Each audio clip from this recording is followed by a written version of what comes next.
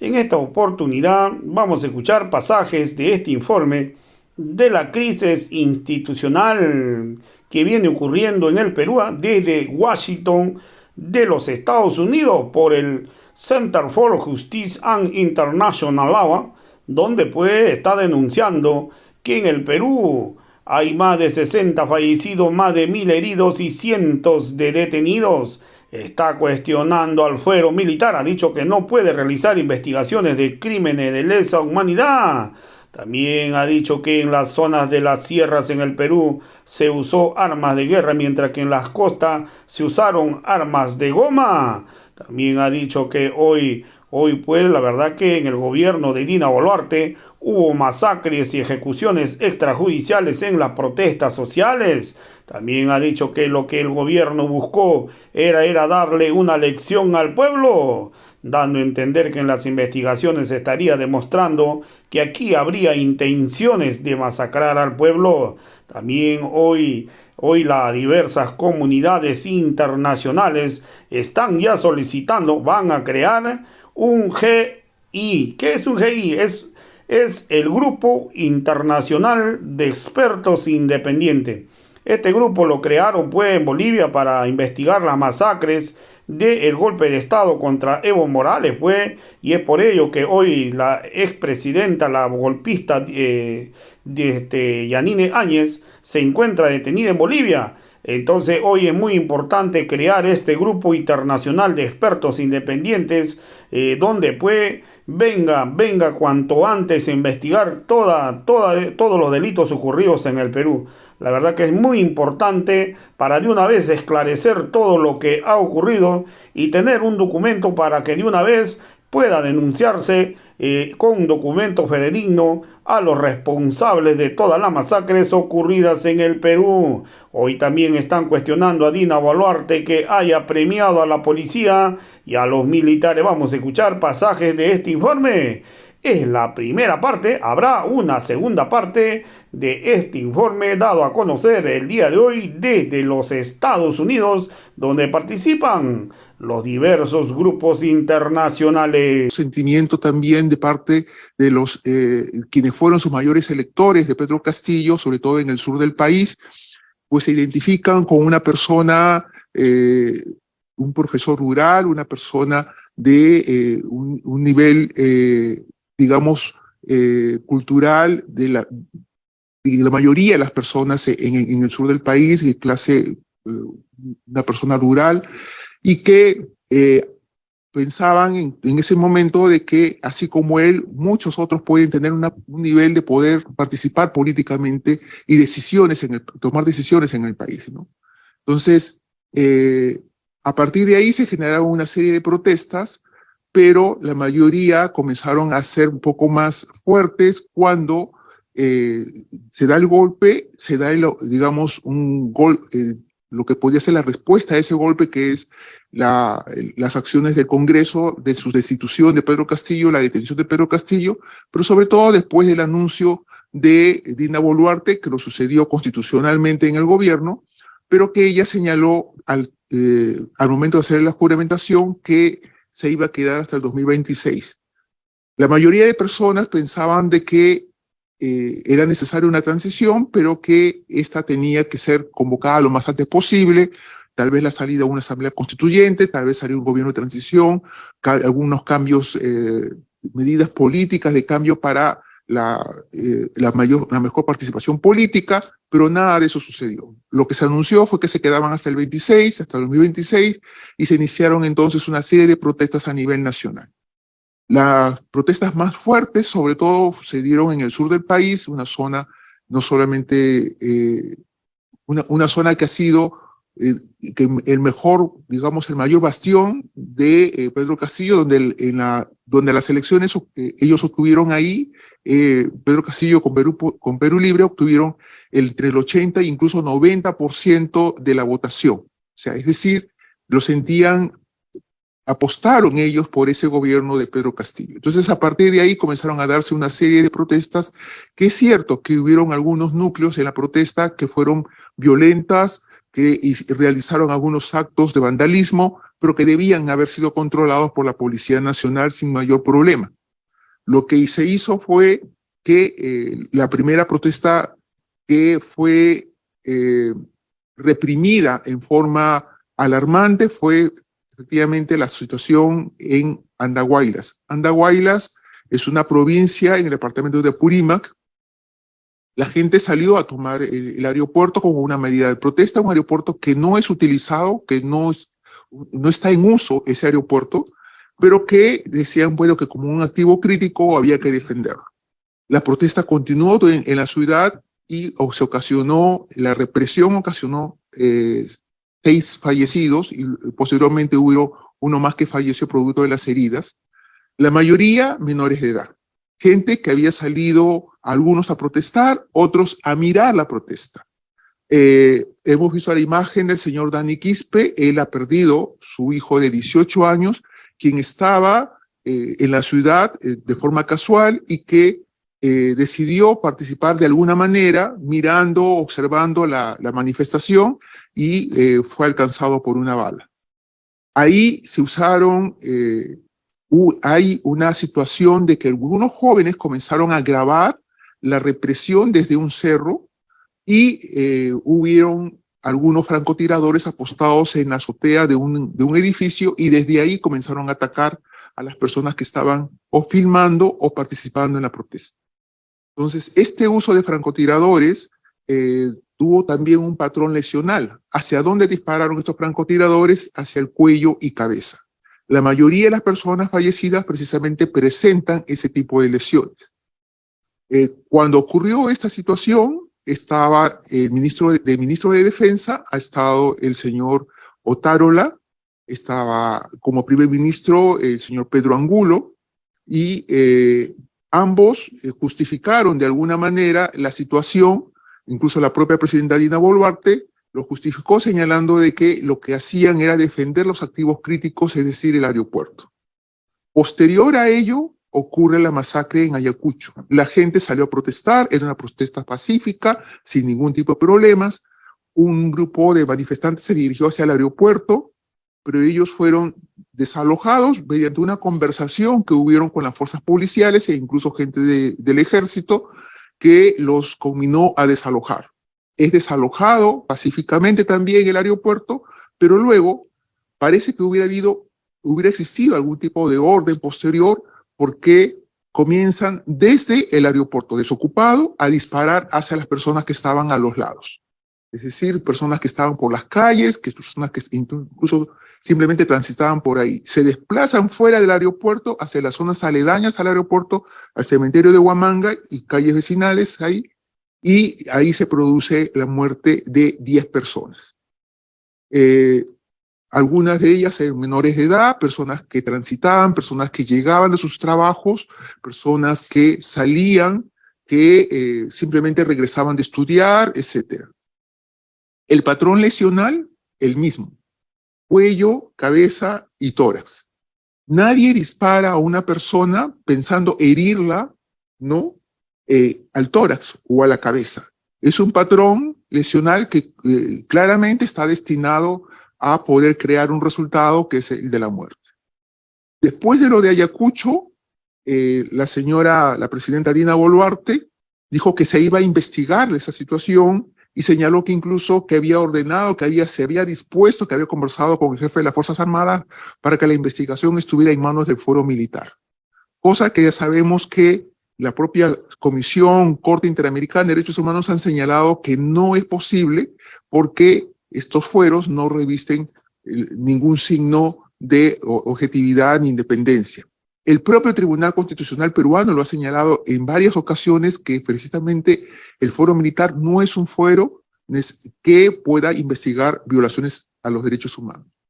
Sin embargo, para nosotros esta situación, esta expresión de la presidenta Dina Boluarte era una expresión de una garantía de impunidad para la gente, precisamente decirle, miren, no se preocupen que vamos a hacer las investigaciones, pero van a estar a cargo del Foro Militar. Después de ello, no hubo ninguna remoción, ningún llamado a atención, ninguna manifestación, digamos, de investigación fuerte, para nada. sino que las protestas continuaron en el sur del país y llegó también lo que ocurrió en Juliaca. En Juliaca también salen la gente a protestar, ahí es la Policía Nacional la que se hace cargo de la represión, y el mismo patrón lesional ocurre también en Juliaca con el resultado de 19 personas fallecidas y decenas de personas heridas. Vemos que las protestas habían también en Lima y en otros lugares del país, pero con algunas diferencias, ¿no? La diferencia en la represión en la sierra ha sido con armas de guerra, con el patrón lesional para ocasionar la muerte. En Lima y en otras zonas de la costa del país, el patrón fue diferente. O sea, sí, se utilizaron perdigones de goma, que también, por su uso, también ocasionó la muerte de una persona, pero digamos que la situación, la represión fue diferenciada tanto en la sierra como en la costa. ¿Qué se hizo a raíz de ello? Algunas fiscalías, como la Fiscalía de Ayacucho, comenzaron a documentar la situación y comenzaron a ir señalando y obteniendo nombres de las personas que habían actuado en esta represión. Sin embargo, la fiscal de la Nación, que claramente ha tenido una posición, ha adoptado una posición política desde nuestro punto de vista, comenzó a tratar de que estas investigaciones pasaran a una Fiscalía de Criminalidad Organizada. No una Fiscalía de Derechos Humanos, sino una Fiscalía de Criminalidad Organizada, tratando de señalar que el origen de la protesta, la violencia y las consecuencias son producto de la decisión de Pedro Castillo. Creo que para ella, efectivamente, esa era, digamos, su tesis desde la Fiscalía y hacia dónde tenía que ser orientadas las investigaciones. Y por eso su decisión, precisamente, de llevar a cabo las investigaciones a partir de la criminalidad organizada bajo ese precepto. Luego, tanto la sociedad civil, constitucionalistas y muchas personas comenzaron a dar su opinión de que eso no podía ser, de que tenía que ser, digamos, investigado por fiscalías especializadas en derechos humanos. La CIDH, la Comisión Interamericana de Derechos Humanos, llega al país a hacer una visita de investigación, llega en 2 oportunidades y presentar también sus resultados. Pero también Amnistía Internacional se desplaza con un equipo de emergencia hacia la zona, llega a Andahuaylas, llega a Ayacucho, logra entrevistarse con las víctimas, logra obtener documentación y sale un primer informe que es una llamada de atención y que realmente abre los ojos a muchas personas que hasta ese momento pensaban de que efectivamente la situación había sido provocada por vándalos o por personas que habían tenido la intención de hostigar al gobierno de Dina Boluarte. Lo que señala el informe de Amnistía fue importantísimo porque se señala claramente que ha habido ejecuciones extrajudiciales. Luego viene el informe también de Human Rights Watch, que también se desplaza hacia la zona, también con el mismo resultado, y posteriormente el informe de la Comisión Interamericana de Derechos Humanos, que también certifica que efectivamente ha habido en Ayacucho una masacre, lo que denominó en el informe una masacre. Posteriormente han habido informes periodísticos como de New York Times, también el informe de IDL Reporteros, del diario La República, que confirman con videos, una investigación exhaustiva, que confirman con videos cómo fueron asesinadas las personas que estaban sin armas, absolutamente indefensos, en las calles de Ayacucho, en las calles de Juliaca, y que fueron alcanzadas por balas destinadas precisamente a causar la muerte. Incluso hay algunas personas que estaban ayudando a otros heridos, que estaban curando a otros heridos, tratando de auxiliarlos cuando son alcanzados por los proyectiles de arma de fuego.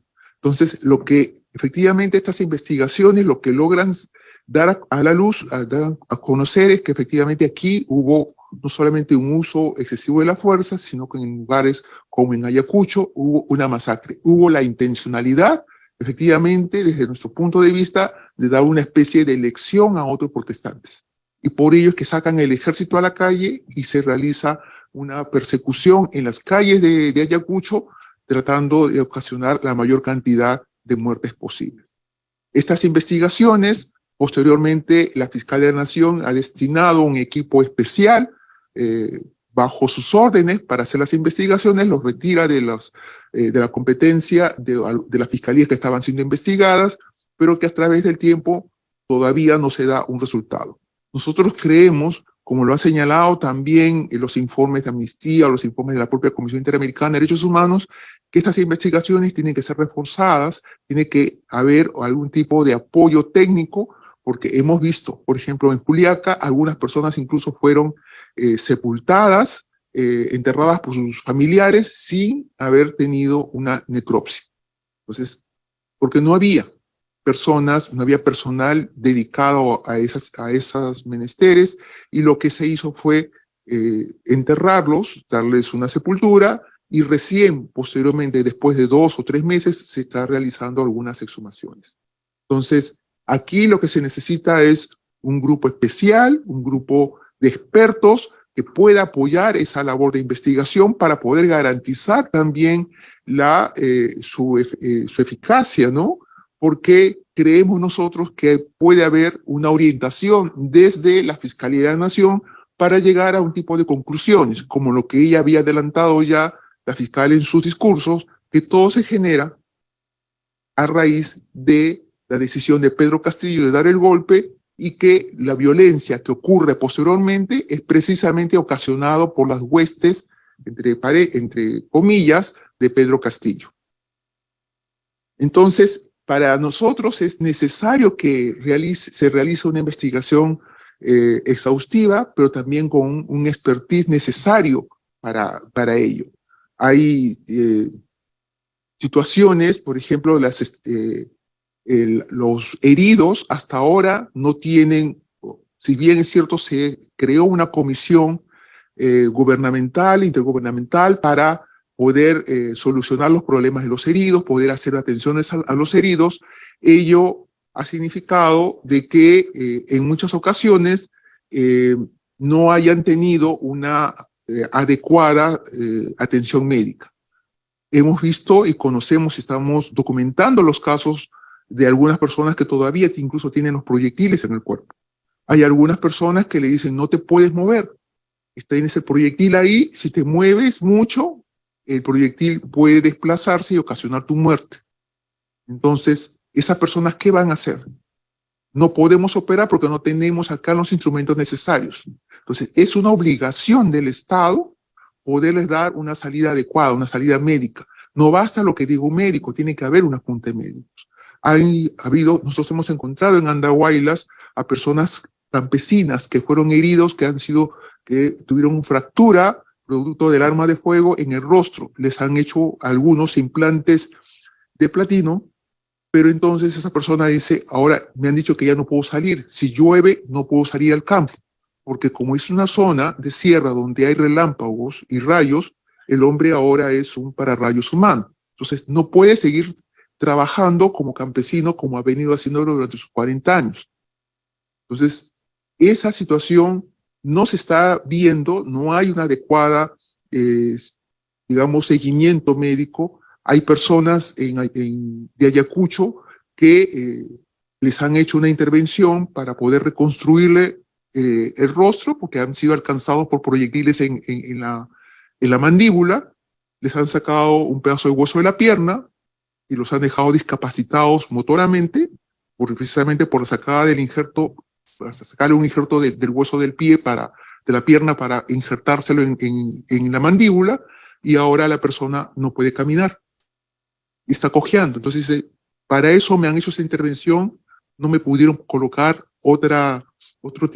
no me pudieron hacer otro tipo de intervenciones, y es eso lo que nosotros llamamos la atención de el tipo de acciones que viene llevándose a cabo desde los estamentos médicos para tratar a estas personas.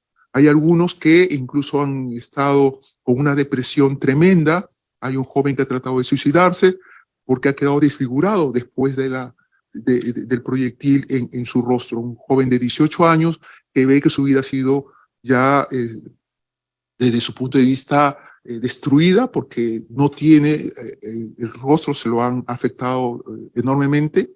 Entonces necesitan atención psicológica y no está habiendo ese tipo de atenciones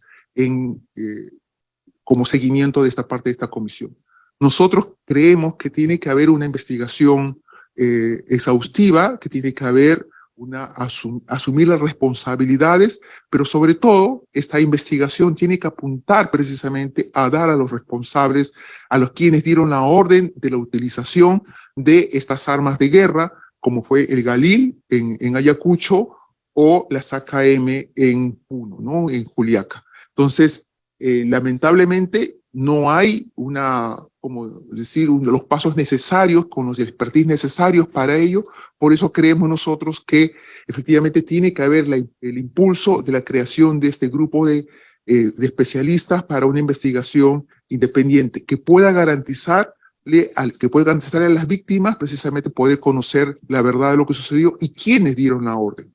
Lamentablemente la Fiscalía de la Nación, creemos nosotros, que está teniendo una orientación equivocada y que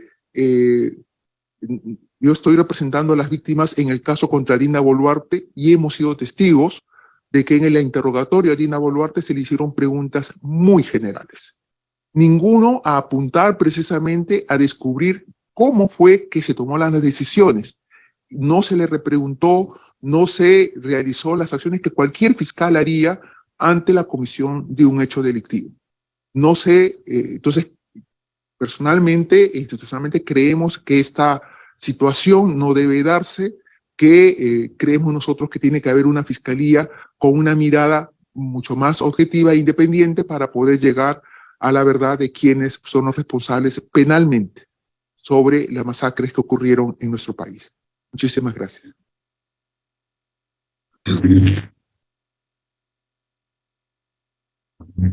Muchas gracias, Gloria. Yo creo que es importante señalar aquí que este año se cumple 20 años de la entrega del informe final de la Comisión de la Verdad y Reconciliación.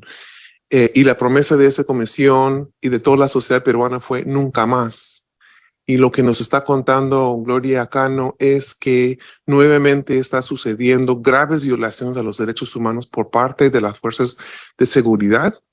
Y como en los años 80 y 90 el Estado está haciendo caso omiso, está volteando la cabeza, está diciendo yo no fui. Y la comunidad internacional tiene la obligación de apoyar la investigación de los casos y ayudar a las víctimas a encontrar justicia y reparación. Las organizaciones aquí, SEGIL, WOLA, DPLF y RFK Center, hemos solicitado al gobierno de Perú que crea un GI que la Comisión Interamericana ha ofrecido hacer, y creo que es importante resaltar eso como una solicitud central de las víctimas del Perú. Ahora paso la palabra a Cruz Silva. Cruz es también abogada peruana del Instituto de Defensa Legal, otra organización muy importante de derechos humanos en el Perú, también miembro cofundadora de la Coordinadora Nacional de Derechos Humanos. Cruz es experta en el tema de justicia, independencia judicial y fiscal, y nos va a comentar un poco sobre cómo ve la situación sobre este tema en Perú actual y en general sobre el manejo de el Congreso en el país. Cruz. Muchas gracias, estimada Jean-Marie. Muchísimas gracias en principio a todos y todas ustedes por estar aquí. Para nosotras es absolutamente importante que nos puedan escuchar y compartir la verdad de lo que viene sucediendo en el país, desde nuestro acompañamiento como defensoras de derechos humanos, no solo porque particularmente esta verdad por parte del gobierno y lamentablemente aún la ineficiente actuación de sistemas de justicia tratan de, para nosotros, ocultarla. Recordemos que incluso el gobierno está invirtiendo dineros para que diversos voceros y voceras salgan fuera del país y tergiversar la verdad